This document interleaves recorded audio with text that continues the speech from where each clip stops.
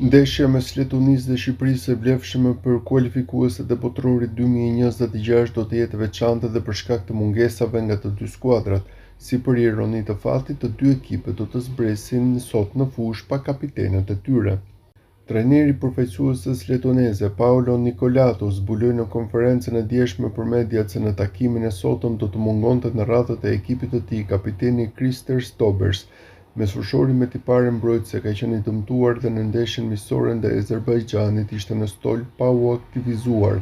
Ai nuk ka rikuperuar në kohë ndaj futbollisti i cili aktivizohet me Aberdeinin në Skoci, do të jetë spektator në duelin e së martës. Shiriti i kapitenit për këtë sfidë është besuar Antonis Chernomordis. Ndërkaq te Shqipëria dihet tashmë mungesa Berat Gjimshitit, i cili ka plotësuar numrin e kartonëve të verdhë në ndeshjen ndaj Serbisë dhe nuk mund të përballet me letonezët.